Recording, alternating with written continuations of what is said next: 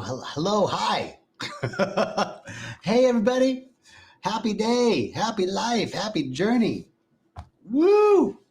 What a day. Oh, what a night. Let me tell you something. This retreat is on fire. It's really amazing. What a great week we're having here. We have Jennifer Hootie and Alex Moscow, who are just delightful and so brilliant. And they're bringing so much. And then we have Rhythmia and the medicine and our team. Hey, Dorota, great to see you. Hey, everybody, thanks for streaming in. Welcome. This week has been so magical here. And I got to see some, like, what is really going on at Rhythmia. Like, there was a huge download that, you know, there's the question out there, like, why do bad things happen to good people? Or why do bad things happen at all, right? If God is all there is, why do bad things happen, right? Like, God can stop that. And I just got really clear that, you know, we talk about the split here and the merger. Hey, Sheila, or Shelly, I'm sorry. Hi, Shelly and Colette and George. Right on. Great. 2 weeks for Shelly, 2 weeks for George. She's making a birthday cake for her son. Beautiful. Thank you. Happy birthday to him. What a great, actually, Dorota, it's your birthday. You gave birth. He just showed up. So bake a cake for him and then one for you too. All right. So what I was saying is I got really clear about the fact, you know, why are bad things happening in the world if God is all there is, or there's the spirit of love, if everything is love and everything is beauty, then why is there evil in the world, right? Well, that's not God. That's our own split unconscious and all of the guilt and shame that most of us don't even know we have, that's being projected out. It's the interaction between it's the interaction between our split unconscious projecting out and onto others our own guilt and shame. And that shows up in the world as rape and murder and war and pestilence and greed and all of that stuff, right? That doesn't look like love and beauty. But the truth is, there's only one thing happening, right? Only one thing happening. And so this is just, I got really ahead of myself. Messages from the mountain. That was like message 14. I got ahead. So let me tell you. I'm going to tell you something. I'm going to do my Bill Clinton. I'm going to tell you something. Listening to this Facebook Live, that's a good idea. Let me tell you why. First of all, this boy went to the mountains this last weekend, got some real good insight. I'm going to tell you it's a good idea. Let me tell you why. I don't know. That was an okay Bill Clinton, but I can do better. Hi, everybody. I hope you're hanging in there with me. So I went to Monteverde, which is this beautiful mountain range in Costa Rica. And it doesn't snow, but it's cold, right? It's much colder than where we are now.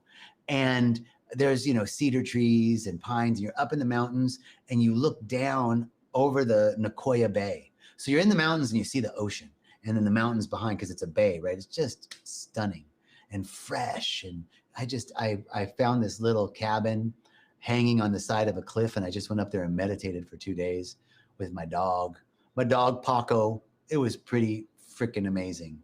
And I got all these beautiful insights, and I wanted to share some with you. All right. So let me get some shout outs. Michael Stewart, hey brother. Tanya, hello. Dorota, right? Shelly, he just showed up. Her son showed up. She actually gave birth, right? So it's his appearance day and her birthday. Okay. So I went up to the mountains, and here's what I heard. I heard that there's one principle that really helped me understand. It's like I knew the principle. You guys know this, but somehow, sometimes we hear it differently or deeper. It's like poetry. These spiritual principles, these spiritual truths are like poetry. They're really condensed, they're really condensed, and it takes a lot to unpack them. And so, principle, that which is true, that which is real, that which is eternal, which is God, is unchanging. And yet it is dynamic, not stagnant. That's a principle. That which is true, that which is real, that which is eternal is unchanging. That's God. And it's not stagnant, it's dynamic. So, okay, cool, that's a good principle. Then I remembered, I've quoted this so many times to you guys about the first law of thermodynamics. Rick, what's up, homie? Can't stay on long, but I thank you, Rick. All right, but you should check back, brother, because this is going to be a good one. So let me get to it. So I've been quoting the first law of thermodynamics to you guys, and I had a whole revelation about how I was wrong. I was wrong. So first law of thermodynamics, energy is neither created nor destroyed, but transferred or conveyed into various forms. I was like, wow, that sounds a lot like the beginning. I am the beginning and the end, the alpha and the omega, without birth and without death. Oh, that's God, right?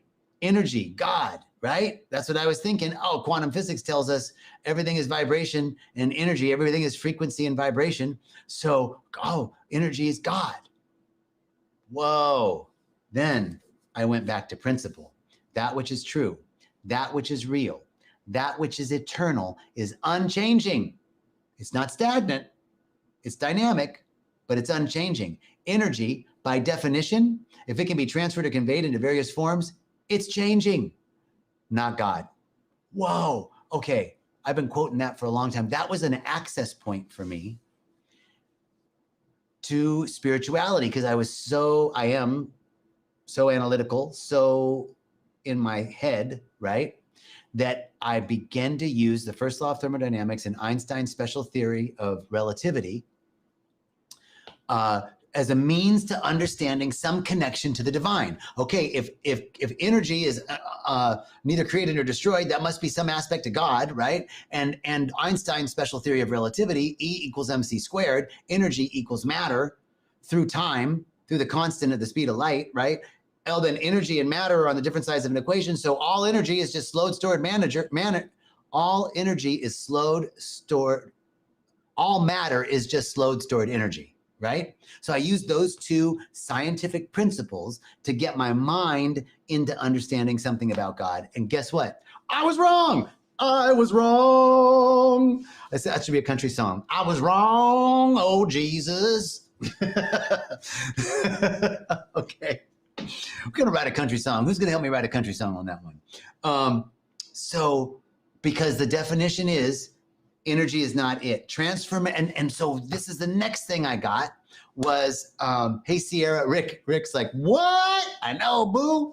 And then Sierra says, I had a similar thought process, which, it was an incremental step. However, revolution and revelation is not about incremental steps. It's not about the left turn at Albuquerque that I took, as Bugs Bunny would say. Do you remember that? Oh, I took a wrong turn at Albuquerque, right? The left turn at Albuquerque that Bugs took was thinking that, I have this trouble thinking about God, and I'm going to use this scientific principle to walk me in little by little to an understanding of God, or understanding of spirit, or understanding of that which is eternal, that which is true, that which is real. And what I saw was transformation is a revolution and a revelation, not just incremental changes to my existing BS belief systems, right? So spirit isn't asking us to, modify slightly the way we're looking at things. Spirit is asking us to come on over to God's view. And God's eyes are too pure to perceive inequity. Whew. God's eyes are too pure to perceive inequity. Meaning that in this dream, right? Because if that which is true and that which is real, that which is true and that which is eternal is unchanging, then we ain't it. I mean, there's a part of it in us, but everything that we see that changes isn't the thing itself. And so this idea that we get to choose, we get to constantly choose between this illusion of our bodies, because there's something in us that is true and real and unchanging. There is that part of us that is never hurt, harmed, or endangered. It's the observer. It's that thing that's watching the watcher, that thing that we talk about when we remove, we close our eyes and we start removing who we are, our thoughts, our ideas about gender, our identity, our sibling order, our position in the family, our economic situation, our education, the place that we live, where we were born, our gender. I start removing all of that, our education, all of our identities, start removing. Where do you get to? Who's doing the removing? You get to a point where it's like you take up all this stuff and then there's still something there. That's the eternal. That's the real that's in us, right? So there's something true and real and eternal within us, but our bodies aren't it. And the mountain isn't it. And energy isn't it, because those things all change. And the principle is that which is true, that which is real, that which is eternal is unchanging. Whew. So we get to choose between God's view, the view from the eternal, or our ever-changing ephemeral thoughts and beliefs and experiences, right? And it's a constant choice. Let me see if I can find that. This journal, baby. Woo, it was a good couple of days. Yeah, here it is. 1 second. Stick with me. Yep. We must learn that the seemingly separate mind must choose between the changeless and the eternal reality of spirit, which is God and his kingdom, or the unreal and ever-changing universe of bodies. So we get to choose between what's real, that which is eternal, God and his kingdom, God and its kingdom, the spiritual realm of the ever-expanding good, heaven, or we get to choose between the unreal and ever-changing universe of bodies, which includes anything that can be perceived, whether you appear to be in a body or not. This is from a book called the Disappearance of the Universe. Really cool book, right? So the choice is, we get to choose between what's real, true, and unchanging, or an ever-changing ephemeral experience, which is anything that can be perceived. And yet we're not supposed to deny this experience. We're supposed to enjoy it. We're supposed to live it, enjoy it. Don't get, like, we can have relatively normal lives and be spiritual and work on our expression of life and being and our expansion to a deeper understanding of our oneness with God, because that's all that it's about. That's the whole thing. Deeper understanding of oneness. You know, if we understood oneness like the great masters, like Jesus and Buddha, right? If we understood oneness like Jesus, we too could calm the seas and raise the dead and heal the sick and make many out of few, right? We could make, that's understanding oneness. Understanding is undividedness to such a degree that oneness caused things to happen because it was happening from the cause, not the effect. We're living in effect. Okay. All right. So I'm gonna go back and say hi to everybody. Let's see. Dorota, thank you. Shelly, Greg Morales. Oh, it's Greg. Hey, Janice, thank you. I love you all. Rick, I guess maybe it's within the black hole where matter and time are no more. That's a good one. I don't know, brother. I don't know. Thank you. You truly rock too, Suzanne. Thank you. So that was message one. We're about 14 minutes in. Message one. How about message two? You belong. Whoa. I didn't realize that I didn't think I belonged. I didn't think I belonged all my life. I mean, I love my family. They love me. I never felt like I belonged. I was the youngest and they were all way older than me. And I looked different than they do. Like people were like, oh, were you adopted? Like, I know I came from my mother's womb. I know that for sure. Because she was like almost 50 when she had me.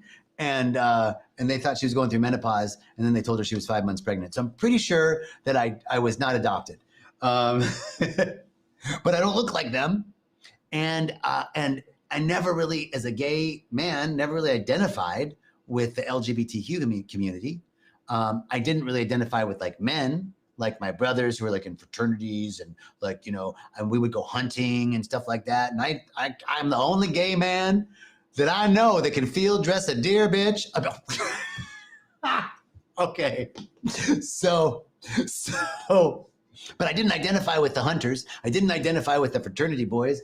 Well, on occasion, but I didn't identify with my sisters. I didn't identify with the girls, right? I never felt like I belonged. But that's not the truth. That was just a limiting belief. The truth is, everywhere I went, I was greeted with love. People were like, come on. But I was withdrawing myself because of my own belief, a self-fulfilling prophecy. But here, you belong. I belong. We belong. Does that resonate with you? We belong. Shelly, I can dress a deer too. Go on, girl. Or girl. So we belong. This seeming sense of separation from the divine and from the eternal source within us is the cause of anything unlike love and beauty and harmony and strength in our lives and in the world.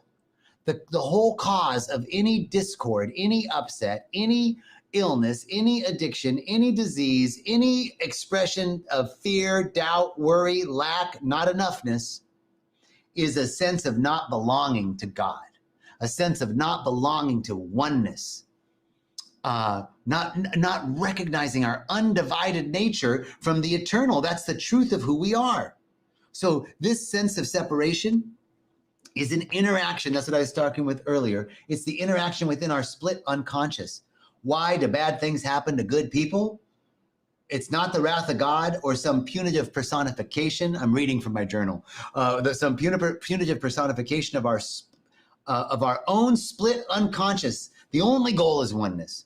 And the only way home is forgiveness. Whoa. So seeing with the eyes of God is seeing everyone as innocent, even if they've perpetrated a horrendous sin, a horrendous transgression. Does that mean that we're doormats? Okay, I'm still working through this. I'm just coming to this awareness, and I'm sure other people have already had this awareness, but I'm just coming to it. So I'm going to share with you where I'm at. Well, no, we're not doormats. No, we don't let people abuse us or harm us. Yes, we stand up for injustice, right? We're not being spiritual and being aware of our oneness and being aware of the illusion of anything that's changing doesn't mean that we just allow stuff to happen to us. We stand up for ourselves. We defend ourselves. We don't allow people to hurt us, right? But bad things happen because of our own sense of separation that we then project onto others. And forgiveness is the way home. So forgiving doesn't mean condoning. Forgiving doesn't mean consenting. I can forgive someone for what they did in the illusion because really I'm never harmed or hurt. This body may be, but that's not real. Jesus understood that. He was like, crucify me, whatever. I don't know if he really said that, but in essence, he was like, do it. I'll just roll the tombstone back because I'm not the body and I know it, right? I'm not even here. So, but forgiveness, he was the one that said, I forgive them for they know not what they do. Forgive them for they know not what they do. If we knew what we were doing, we wouldn't have done it. So we can forgive ourselves and we forgive others. We can forgive ourselves and we can forgive others because it was all done out of ignorance. It was all done out of ignorance, a state of unawareness. If we see with the eyes of God, we see everybody as innocent. Now, am I there? No. No, I ain't. But we don't have to all get there at once, right? But that's the advanced forgiveness that we've got to get to in order to realize our oneness. The only way we can realize oneness is through forgiveness. The only way we can realize our oneness with the source of all of life is through forgiving ourselves and others, forgiving ourselves for the boatload of shame and guilt and self-hatred and toxic disgust that we project onto other people and then blame them for, right? Okay, we're almost at 20 minutes. I got some more messages, but maybe that means that I need to do this for next week too. I got more messages for next week. Last thing regarding our advanced forgiveness. that anything that was done out of ignorance. This is from the Course in Miracles. A Course in Miracles. A sense of separation from God is the only lack we need really correct. Get that? That was so profound to me when I read that from the Course in Miracles. A sense of separation from God is the only lack we really need to correct.